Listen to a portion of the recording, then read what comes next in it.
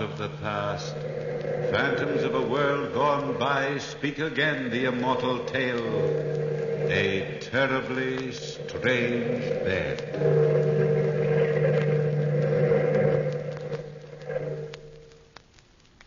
Jack Westcott was the best friend I ever had. He was the gayest of people. That was until we left America. I was writing a book about historic murder cases and had come to Paris to do some research work. Jack was fascinated with my work. Strangely fascinated. Almost horribly so. He enjoyed finding twisted minds and probing them. His hunger for crime was bound to end in tragedy. On the last evening of our visit in Paris, we were walking on the left bank of the Seine River when Jack noticed a crowd gathered about our old friend, the head of the Paris police force, Inspector Duval. I was in a hurry to return to the hotel to finish writing my murder manuscript. The deadline was in the morning. But Jack insisted on stopping. What's the excitement all about, Duval? Well, hello, Mr. Westcott. Still looking for ancient murders, Mr. Manning? Not tonight, Duval. Ancient or otherwise. Stick around, Mr. Manning. I'll show you a murder the likes of which you've never seen before. Okay, boys. Drag it out of the river. What is it, Inspector? A corpse, Monsieur Westcott. A corpse that's been squashed thin as a piece of paper. Oh, let's see it. Oh, what do you mean, thin as a piece of paper? Bring it over here, boys. Right under the gaslight. Horrible-looking thing, isn't it? Horrible and fascinating. Why, it looks like it got squeezed in a giant press. We've had an epidemic of these corpses lately. Any idea who's doing it? Not even a vague notion, Mr. Hey, you. You, the fat man. You mean me, Inspector? Yes, I mean you, fat man. How come you're always around when we pull a corpse out of the river? Why? I enjoy murder. You enjoy it? You enjoy murder? It appeals to my sense of the artistic. Oh, it does. Well, there's something fascinating about these bodies. Something for a connoisseur alone to appreciate. The symmetry of the remains. The beautifully flawless flatness of the corpse. The hollow in the stomach. Lying in this puddle of gaslight, this mass of flesh and bones makes a nice picture. I should enjoy painting this if I could paint. I know what you mean, fat man, but wouldn't you prefer probing the mind of a man who conceived this crime? A man's mind is his secret self. Well, enjoy the ghastly spectacle, my friend. Enjoy it. Good evening, gentlemen. All right, men. Take the body down to the morgue and try and find out who it is. Come on, Burke. I'd like to follow that fat man. In heaven's name, why? He's nothing but a psychopathic case. I want to satisfy a hunch. Well, if you're such a good detective, why don't you join Scotland Yard? Why, I might, Burke. I might at that.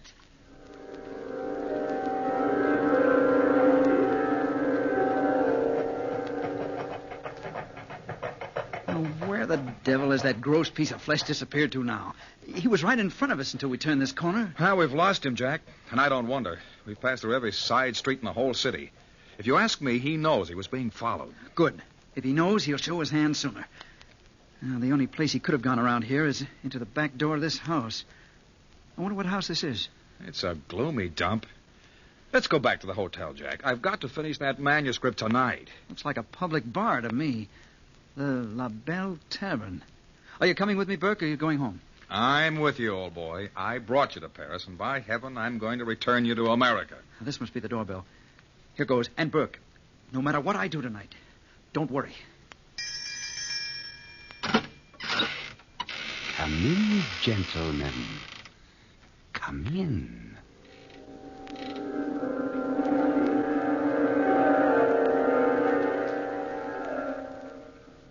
You were perfectly right, fat man. Those two Americans did follow you. They're sitting at the bar inside. The Americans value their lives so slightly. Amazing, isn't it, Cecilia? Their lives. Our lives. They might be cops. I don't want to get my neck in a noose. To be quite candid, I am not interested in your neck. You're so impatient, and impatience is an evil ascribed to the very young.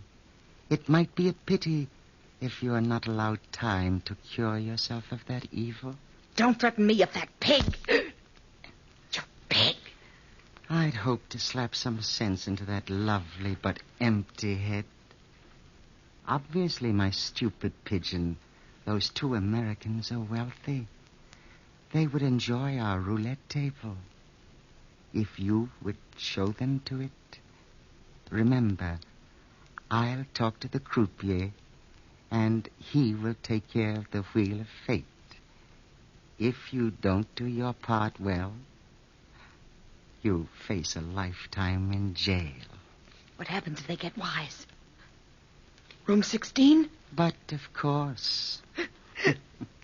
Let me go. I knew you'd understand.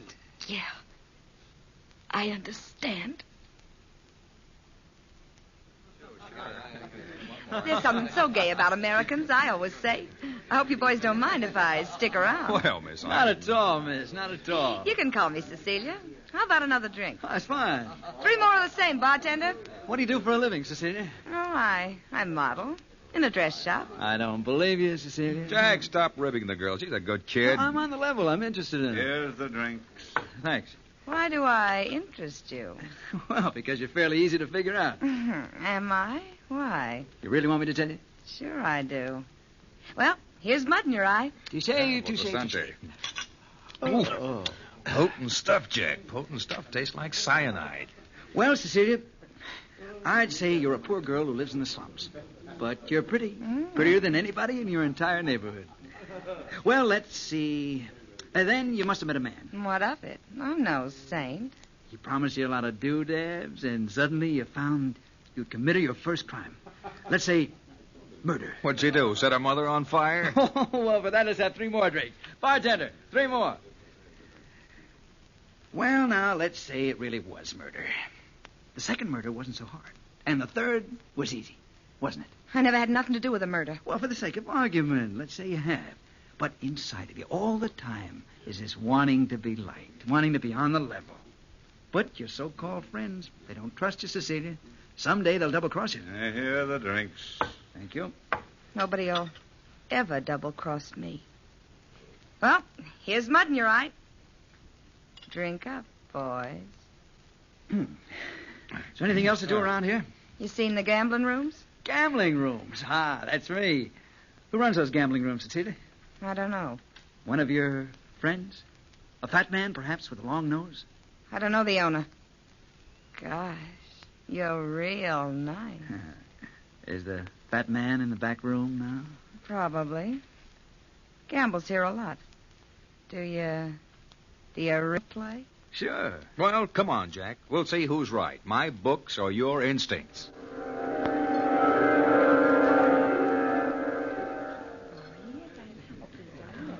Number 21 wins. Jack, the fat man's in the corner of the room. Yeah, I saw him, Burke. And he saw you, old boy. Don't think he didn't. Come on, boys, let's play. Money, money, money. Place your bets, gentlemen. They'll make some room for us over here. Come on. 25 right here. Hello, Cecilia. Hello, Monty Loriard. You playing again? I thought you lost every cent you owned last night. A desperate man finds desperate ways to raise money. Even murder, eh? We heard about it. Perhaps, and perhaps not. I'd like you to meet some new friends of mine, Monty. This is Jack Westcott and Burke Manning. Monty Loriard. How do you do? Money, money, money, gentlemen. Place your bets. I bet 30 francs on odd. How about 100 francs on number 13? Good boy, Jack. The play is dead. Round and round the little ball goes. Where she stops, nobody knows. Hey, Burke, I feel a little dizzy. You've had too much to drink, pal, and those drinks were strong. Number 13 wins. Good for you, American. Lucky for you. I won the first time I ever played here, but never again. Money, money, money, money, money, money, money. That was the first time Jack won in that incredible evening. But as the ball spun, his winnings increased. The table seemed to have gone crazy. Jack became gambling drunk. The croupier seemed desperate as that wheel spun round and round, each time increasing Jack's winnings. The room was tense with excitement, and even the little thin loser, Loriard, seemed surprised. Monsieur Westcott, your luck is phenomenal. You've won 30 times. 30 times. Jack, you've won a fortune, man. Stop now before it's too late. Leave him alone, Burke. Let him play if he wants to. Sure, let me play if I want to. I want to break the bank. Careful, monsieur. Let me warn you. Careful. Jack, it's almost midnight, and I've got a lot of work to do tonight. Please, let's go. And remember the fat man. The fat man be hanged. Here, Jack. Have another drink. Thanks, Cecilia. I Jack, will. be sensible. Ah, stop being an old Auntie Burke. I'll see you later at the hotel. Make the book have a bloody ending. I'm in the mood for a good murder tonight. Remember, Jack, I warned you. Goodbye. Money, money, money, gentlemen. Place your bets. I told the croupier you wanted to see him back here, fat man, but it wasn't the croupier's fault the American broke the bank. That is for me to decide. Where is the American now? Outside. Buying drinks for the house. Good. That ought to keep him busy. You called for me, monsieur? Yes, I did. I'll need you too, Cecilia. Shut the door. I don't like to frighten our patrons. I'm sorry about the wheel, monsieur, but it was broken and I couldn't control it. That is unfortunate for you. What are you going to do, monsieur? Come here. Don't put your fat hands on me, fat man. Let me... Don't fight the fat man. You can't move, can you, croupier? Because if you move, my arm will break your neck. Call my men, Cecilia. I might need a little aid with the stupid fool. What are you going to do, fat man? Have his brains pressed out of his body in room 16. His mind is no good where it is now. No, monsieur. Please, monsieur. Not room 16.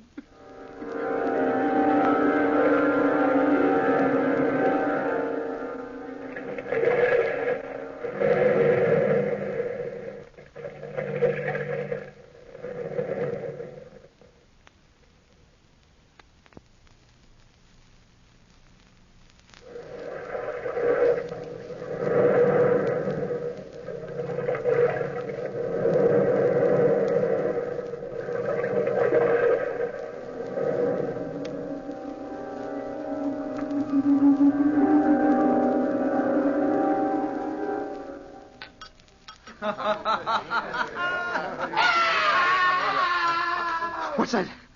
What was that, Monsieur Loriot? We'll probably be luckier if we don't ask questions. I want another drink. Jack, listen to me. Put on your hat and coat and leave this place. You're being watched all the time. Who's watching me? Hello, Jack. Oh, have a drink. No, Jack. You've had enough to drink. Leave this place right away. She's right, Jack. You must leave. I'll see you home personally. Come on, then. Oh, no, you don't, Monty Loriot. I know your tricks. The last man you saw home was found with a dagger in his breast. How come you're so interested in me, Cecilia? Because you're the first person who ever treated me decent. Oh, please go home. All right. Sooner or later, every woman develops some mother complex over me. Now, I don't want to be mothered. Who is trying to mother you, my friend? Oh, hello, fat man. Cecilia is. Ah, she's developed a rather latent maternal instinct. I think a maternal instinct is out of place tonight. After all, tonight's a night for celebration. Yeah, the fat man's right. Celebration. Bartender, open a bottle of champagne. Bartender, champagne. Champagne for Monsieur Westcott. Won't you join us, Cecilia? Yeah. Of course I will. Here is the champagne, monsieur. Won't you drink with us, Monsieur Loriot? No, thank you, fat man. I don't think so. I never enjoyed toasting to death. Death? Open the bottle, bartender. Good night, Jack. And good luck. Good night. Good night, good night, good night, good night, good night.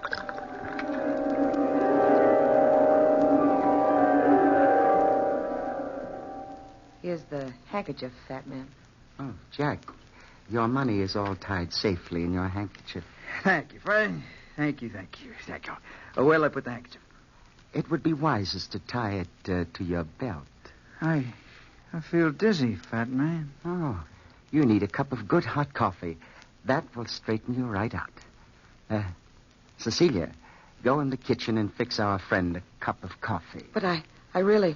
Don't tell me, my little pigeon, that your hearing is failing you. I'll get it right away. I'm glad we're alone, fat man. I want a chance to talk to you. Talk away, Jack. Tell me confidentially. Why do you enjoy seeing a mutilated body dragged out of the river? There's beauty in death. In the act of death? Or in the recovery of a body after life is lifted? In both. Then do you enjoy committing a crime? Perhaps.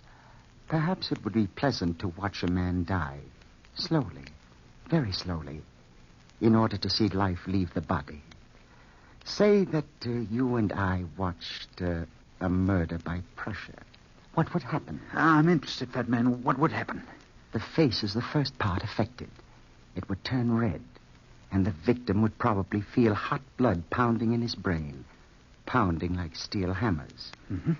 Then his eyes would feel sore, as if the fluid creating sight were ebbing slowly away. That would be painful? Painful but glorious. His face would discolor. The pressure on his chest would be so great he tried to scream, cry out, but he couldn't. He wouldn't be able to move, not a limb, not a muscle. He'd be paralyzed. I'd see to that. And in that moment, all the horror that is in man's mind would be indelibly imprinted on the brain until a sudden crushing noise would blot out thought. And what would that crushing noise be? The pulverizing of the human bone. Here's the coffee, fat man. Ah, let me see it. Tastes all right. Here you are, Jack. This will fix you. No, I don't think I want any. If you'll pardon me, I'm so dizzy. So frightfully dizzy. Oh, of course you are. Here, Jack, drink it. Drink it, my friend. My good, good friend. If you don't want to drink it, Jack, don't. Open your mouth, my friend. It will sober you very quickly. No, Open your mouth. No. There. Now, how do you feel? I'm sick. I'm sick. It's dope, isn't it? It's dope. Let me get... Oh. Our friend Jack is asleep, Cecilia. Call the bartender. I think our friend will spend the night with us in room 16.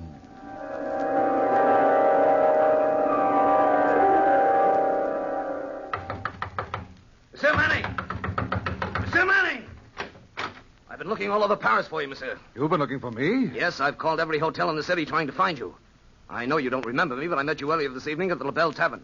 My name's Loriot of the Paris Police Force. Yes, of course. Won't you come in? Where's Mr. Westcott? I had to leave him at the tavern. He wouldn't listen to me. You see, monsieur, I've been assigned to watch that tavern.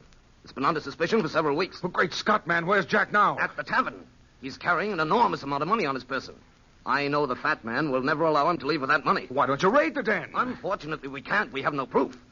As a matter of fact, they might not harm him at all. But just in case, I thought it might be a wise idea for you to go down there. You can go to the door and ask for...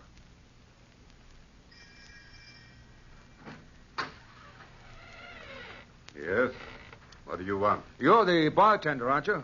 I am not Napoleon's grandma. What do you want? My friend Jack Westcott hasn't come back to the hotel as yet. We've been waiting for him, and I thought that he probably decided to spend the night here at your place, and Your friend is not here. Go home, American, before you get yourself in more trouble than you can handle. Who was it? The other American asking about his friend. Where are you going? Upstairs. To take Monsieur Westcott a candle, like the fat man told me. Be sure the fat man told you, or else... I'm sure.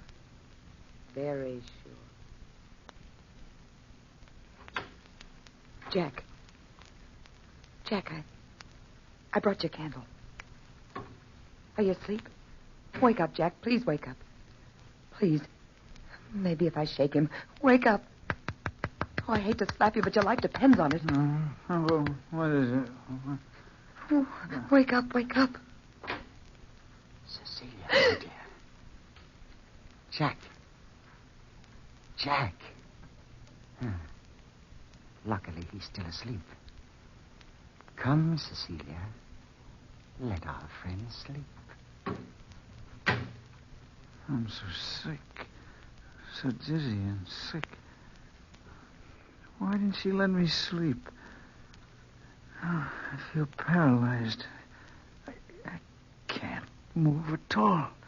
Just as if I'm drugged. Maybe if I concentrate on the room, I'll go to sleep. Funny.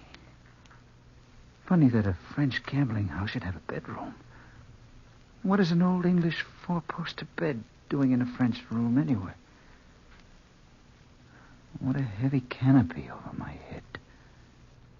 So solid looking. Almost as if it were made of steel. The mattress is so hard. I must concentrate on something. The picture above my head is just even with the canopy. Oh, an evil-looking Spaniard with 5 feathers in his head. The eyes moved. I'm certain of it. The eyes moved. I wonder if I dare look up again. I was sure there were 5 feathers. Now there are only 4. 4 feathers. 4 feathers. Now 3 feathers. I wonder who's outside my door. I'll try to sleep. No, look at the picture. What? The feathers have disappeared. I can barely even see the face. God in heaven. The canopy is being lowered on me. That's what it is. The canopy. It can't move. The paper-thin corpse. Oh, I gotta move. It's coming closer. Closer. Oh, that squashed me. Oh, I must move. I can't. Oh, it's almost down. Halfway down. Oh,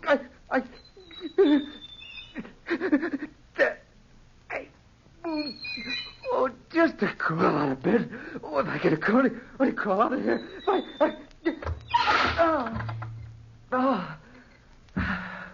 I'm safe. Safe from that horrible contraction. Now to get out of here. The window. Open the window slowly. I'll crawl to the window. Now, if I can push the window open slowly, very slowly. The bed must have clamped down on him by now. Listen to me, men. Push the window open. Oh, it's stuck. Be sure and deliver the money back to me. There. Now to open it wide enough to crawl through. You can raise the canopy now. Let's go in, gentlemen. Help! Help somebody! Help me! Get that man before he Get jumps out the window. somebody! Got him.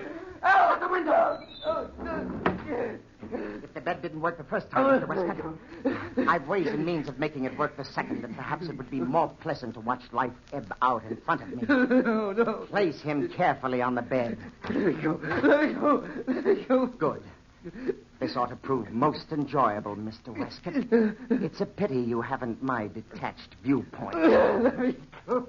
Put him in. Then lower the canopy. No. This way, Bert. Up this way. Hurry, Mr. Lawyer. I can hear the bed moving. Cecilia, you fool! Look! Get Jack out of that bed! Jack, boy, here, hold on to me. I'll drag you out. Don't you put your hands on me, Lawyer. March into there! That'll take care of the bartender for a long time. I'm all right, Burke. Don't worry about me. Oh, Cecilia. I'll help her. Let me go, Cecilia! Don't push me! Help me, Don't- Lawyer. Help. No, you don't, fat man. You little... No, you don't. You're on device to be a Frankenstein. There. Try to get out of your own bed now.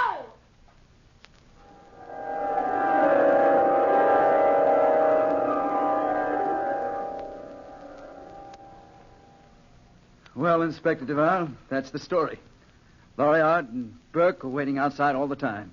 They saw me at the window, and Cecilia let them in. Close shave, eh? A lucky escape.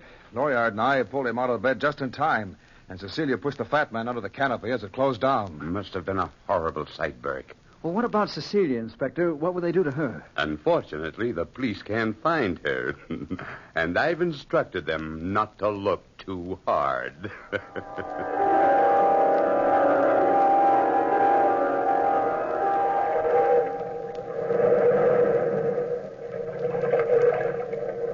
From the time-worn pages of the past, we have heard the story, A Terribly Strange Bed. Tale keeper told